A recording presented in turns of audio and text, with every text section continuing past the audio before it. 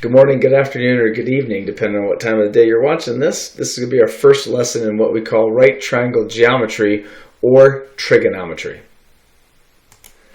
Now, before we begin, we have to set up our calculators. I'm going to be using Desmos for the demonstration just because it's a little easier to use on the screen.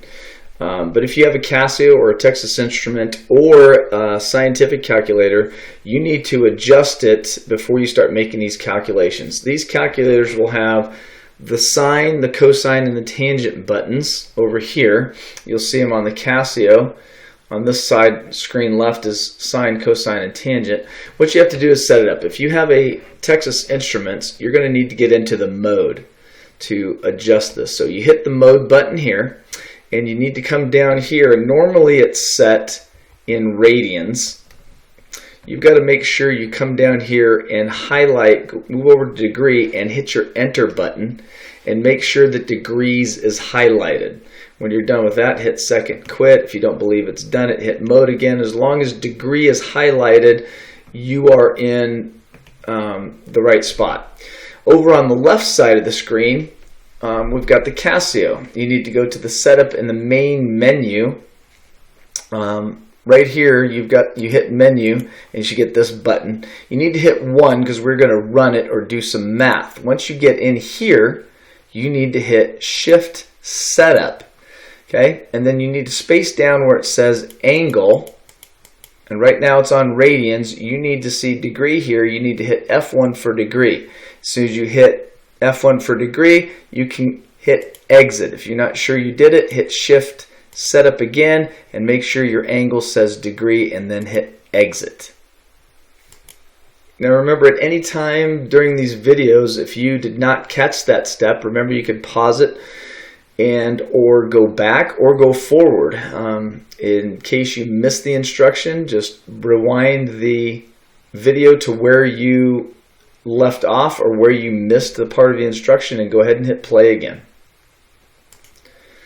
Now, like I said, I'm going to be using Desmos. If you'd like to do this with me, you can come over here and go to desmos.com. And then once you hit desmos.com, not student.desmos.com, but desmos.com. As soon as you get here, you need to click on Start Graphing. Again, when we go to Desmos, we have to set up and make sure we are operating in degrees and not radians. So when you get to Desmos, you need to come over here to this little wrench in the upper right-hand corner for the graph settings and click on the wrench. And right down here at the very bottom, you see it has radians and degrees. You need to click on degrees. Once you click on degrees, go ahead and hit save.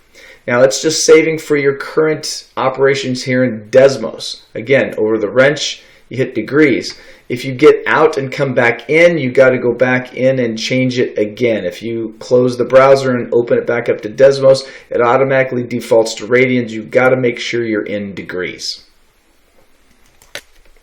Now some of the time I'm going to have my screen split here, but if you're over in Desmos, you can obviously come over here to the keyboard and show the keypad, because this is what I'm going to be using. We're going to be using the functions over here and the trigonometric functions over here where we have sine, cosine, tangent. Just make sure you have access to those. But till we get our notes completed, I'm going to go and expand the screen so you can see this here. So what I'd like you to go ahead and do is draw a right triangle for this trigonometry lesson 13.1. Go ahead and pause this until you've got the triangle drawn just like I have it here. Okay, now that you have that drawn, we're going to label a few things here.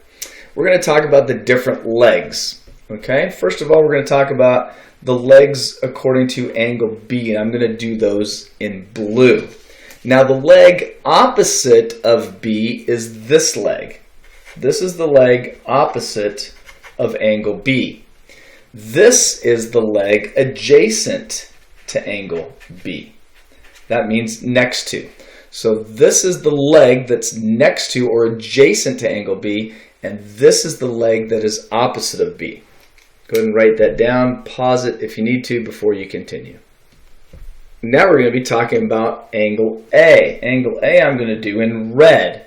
This leg over here is opposite the leg opposite of A, and this leg over here is the leg adjacent to angle A. So angle A has its opposite leg and it has its adjacent leg. The hypotenuse is always going to be referred to as the hypotenuse. So go ahead and hit pause to make sure you have your notes caught up and completed to this point. Okay, so let me introduce you to some terms. We're going to be dealing with tangent first of all, and the tangent of an angle, and I'll talk about and clarify this a little bit more, but the tangent of an angle is going to be the opposite over the adjacent. So if I'm looking for the tangent of B, I'm going to take the opposite over the adjacent, and you'll get that here in a second as soon as we do some numbers, okay? However, the tangent of angle A up here is going to be this leg, CB, over this leg, CA. And I'll clarify that in a minute. But just go ahead and copy down what the tangent is. It's the opposite over the adjacent. We're also going to be dealing over the next couple days with sine and cosine. So if you want to write these notes down, again, I'll be clarifying them as we go along. Sine is going to be the opposite over the hypotenuse. Cosine is going to be the adjacent over the hypotenuse. So tangent's opposite over adjacent, sine is opposite over hypotenuse, cosine is adjacent over hypotenuse. Go ahead and pause the video until you have all these notes caught up. Okay, I'd like you to go ahead and draw a triangle ABC with the following dimensions. Segment CB is 18, segment AC is 24, and the hypotenuse is 30. Go ahead and pause the video until you get that written. Okay, and now we're going to try and find, now we are going to find our properties. Again, I'm going to do angle A in blue. So we are going to find the tangent of angle A. So we write it tangent of A.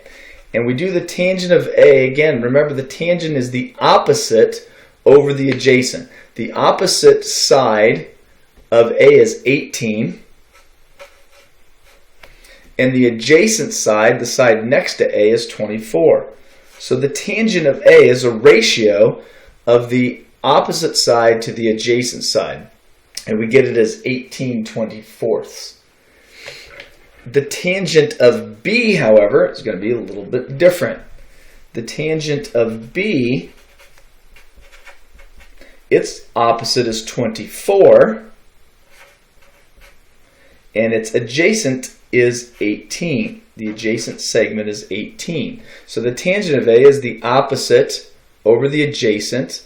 The tangent of B is the opposite over the adjacent. This gives us the two ratios that we're going to need to work with as we work with our first set of trigonometric functions. So when we find the tangent of angles, we write them first in fraction form.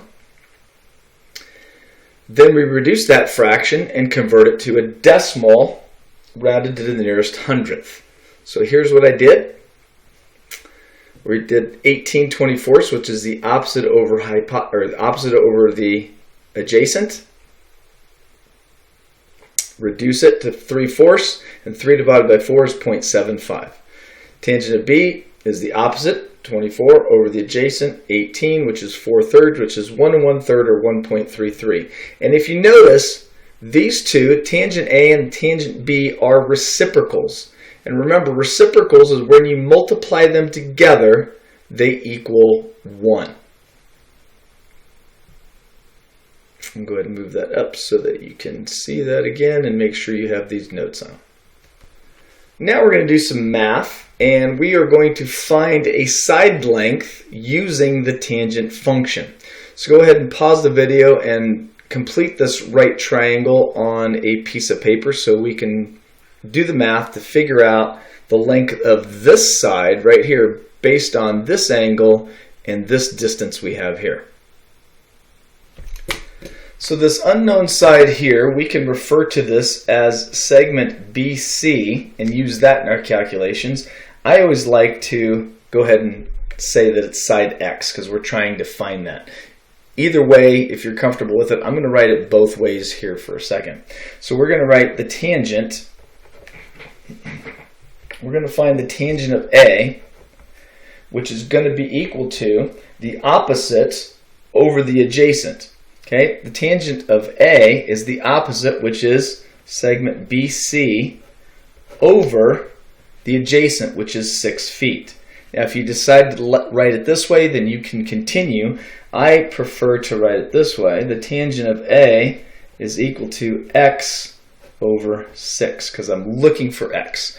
Either way you want to write it, I'm going to use this one right here, but you can obviously use BC, because that's the segment we're trying to find instead of x. So either way you want to write that.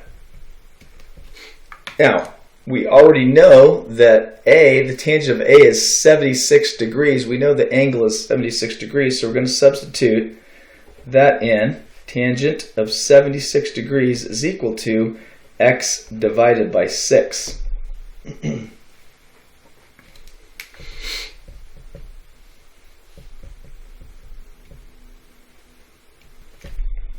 At this point, to solve for x, I need to multiply both sides by 6.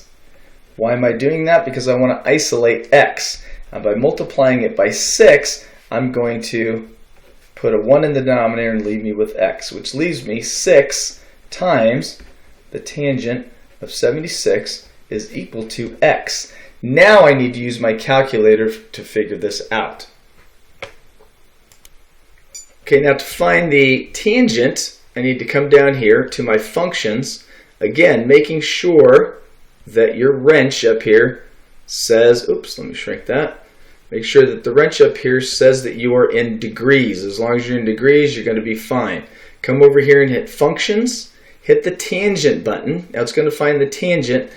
Now we want to put in the tangent of 76 degrees. So I type in 76, and you can hit parentheses or end parentheses, it doesn't matter, but that's going to give us, oops, didn't mean to do 0, I meant to hit a parentheses. So that's going to give us 4.0107809. Come over here and write the tangent of 76 is, so we're going to have 6 times, the tangent of 76 is 4.0107809, that's about, I'm going to start, is equal to x. Now I need to take this amount and multiply it by 6. So over here in Desmos, I took the decimal and multiplied it by 6, or you can take a little quick and easier way and say 6 times and then do the tangent of 76, and you're going to get 24. Now we are going to round this to the nearest tenth, so x is going to be approximately equal to, first of all, we came up this number here, it was 24.0646. But this angle now, rounded to the nearest tenth, is x is going to be approximately equal to 24.1. So this distance here is going to be approximately 24.1 feet. And now we've used tangent to figure out the side of an unknown side using the adjacent side and the angle. Let's come down now, and now we're going to use tangent to find another unknown side. So go ahead and pause the video and write this right triangle down. The right angle exists at U here. Sorry, I forgot to put that in. Again, we are going to write and find this length over here. Remember, this is the hypotenuse. And we'll talk about ways of using the hypotenuse on the next lesson, but we're just using tangent. So you can list this here as side SU or side X. And remember, the tangent we are going to be doing here, the tangent of angle S is going to be equal to the opposite over the adjacent. We're going to substitute everything in here. So the tangent of 54 degrees, because we know angle X is 54 degrees, equals the opposite, which is 87, over our unknown, the adjacent, which is SU, or we're going to replace with X. Now this time we have X in the denominator, so we have to do a couple different things. First, we need to multiply both sides by X. That will give us X times tangent 54 equals 87. At that point, we need to divide both sides by tangent 54 so that we can isolate x. These cancel each other out. It becomes x is equal to 87 divided by the tangent of 54 degrees. Again, getting our calculators out, we need to figure out what the tangent of 54 degrees is. And the tangent of 54 degrees, come back over here to Desmos. And we type in the tangent of 54 degrees. Come over here again to functions, tangent, and then we type in our 54 degrees. And we figure out that it's 1.3763819. Now, instead of typing that all in together, you can just go ahead and hit 87 divided by, and then again come over here to functions and hit the tangent of 54 degrees. And now you're going to get 87 divided by that tangent, which is going to give us 63.2. So our ratio x is going to be equal to, or approximately equal to, because we're rounding it, 63.2 feet. Now we found this. And if you've also noticed, this is 90 degrees. We can always find the other angle by subtracting 54 from 90. So 90 minus 54 is going to give us 36 degrees. And then we can also find that length of hypotenuse. Now that we know this length, which is 63.2, we can do a squared plus b squared equals c squared. So it's very interesting the things we can do with right triangles because they have special properties. Now we're coming into our last section of this lesson, 13.1, is finding the angle measure using the tangent. We're going to use this, which is considered and read as the inverse tangent of angle A. We're going to use this to take our ratio and turn it into an angle measure.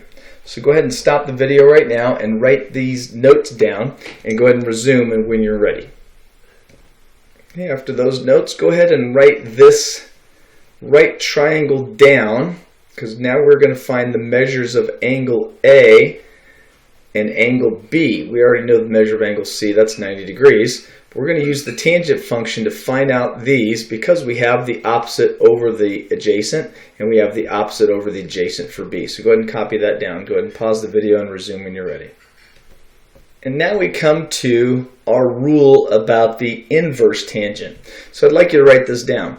If the tangent of A is equal to x, then the inverse tangent of that ratio is actually going to be the measure of angle A. And I'll show you that here in a second. So go ahead and copy this down, and then we're going to put actual numbers to this.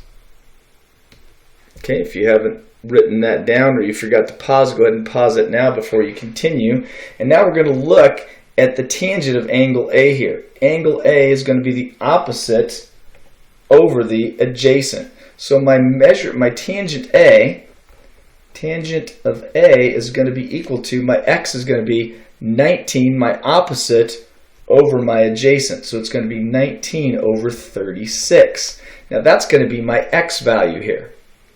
All right, to find the measure of angle A, I need to write it as the tangent, -1, of that ratio, which is 19 over 36, is going to be equal to the measure of angle A. So all we do is take the ratio, and then we're going to use this tangent, the inverse tangent function, to find this actual value so that we can get the measure of angle A. So coming over to here to Desmos, what you need to do is you need to hit the functions over here for the inverse tangent, which is tangent to the negative first power. You hit that there, and then you go ahead and type in 19 and hit the division sign, and it automatically puts it into a fraction, 19 divided by 36. Hit enter, and there you have that. So the measure of angle A, rounded to the nearest angle, or nearest unit, is going to be 28 degrees. So we're going to write in here 28 degrees. Obviously, we know this is 90 degrees. We can figure out the other angle, but we're going to use the tangent function to figure out the angle of B as well. If the tangent of A is 19 over 36, then the tangent of B is 36 over 19. Again, B is opposite over adjacent. Segment BC is the adjacent side, AC is the opposite side, so it's 36 over 19. Therefore, we need to take it and we need to take the tangent, the inverse tangent of 36 over 19 to get the measure of angle B. Again, coming over to Desmos here, we go ahead and hit our function button, hit the inverse tangent button, and again type in 36, hit the division symbol by 19, hit enter, and now we've got 62.17 rounded to the nearest angle. The measure of angle B is going to be equal to 62 degrees. And if we add 62 plus 28, we get 90 degrees. 90 degrees plus 90 degrees is 180, so that made that. And again, if you wanted to figure out the hypotenuse, you can just do the Pythagorean theorem to figure that out. So this concludes our lesson. There's going to be some attached worksheets. I'm going to have another video to go through those worksheets as well, but this concludes the lesson for 13.1.